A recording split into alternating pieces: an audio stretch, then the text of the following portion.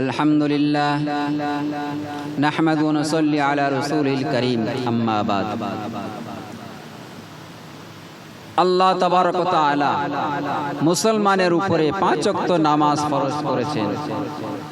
তা আমি একটা মুসলমান, আমার দায়িত্ব, আমার কর্তব্য সেই 5 ওয়াক্ত নামাজটা সঠিকভাবে আদায় করা। তো সেই নামাজ যখন আমি আদায় করব, তা আদায় করার আগে আমার কি করণীয়, তার মধ্যে একটা আমি বলছি। বলা হয়েছে নামাজের আগে, নামাজে যাওয়ার আগে বা নামাজ পড়ার আগে নামাজের আরকান আছে, অর্থাৎ নামাজের বাইরে 7টি ফরজ, যাকে শারাইদ বলে। তো নামাজের বাইরে 7টি জিনিস আমাকে ফলো করতে হবে। আমি যে নামাজ পড়ব, নামাজ পড়ার আগে আমার কি করণীয়, কি কর্তব্য।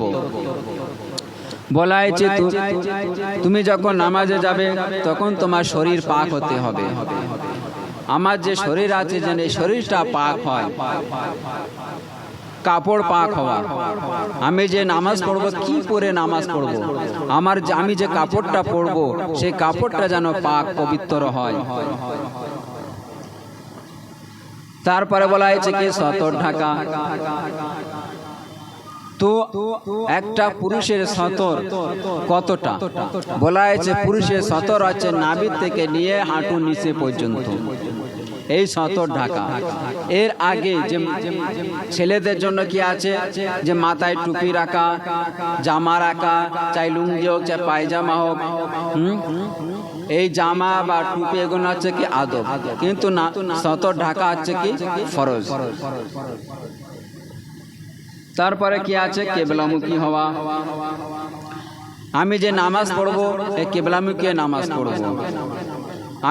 তারপরে বলা হয়েছে কি যে জায়গা, নামাজের জায়গা পাক হওয়া, যেখানে দাঁড়াবো সেই জায়গা যেন পাক পবিত্র হয়। তারপরে বলা হয়েছে কি নামাজের সময় হওয়া। আমি কোন ওয়াক্তে নামাজ পড়ছি, যে কি জোহরের ওয়াক্তে পড়ছি না আসরের নামাজ পড়ছি।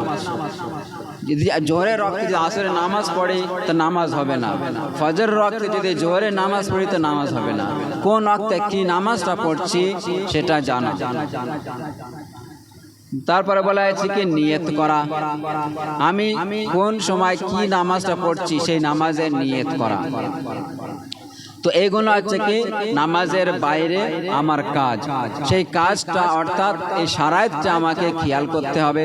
সেই খেয়াল করে তারপরে নামাজে যাওয়া। তো আমাদেরকে সেই শারাইত দিকে লক্ষ্য করে নামাজ পড়া তৌফিক দান করুক। আমিন সুম্মা আমিন।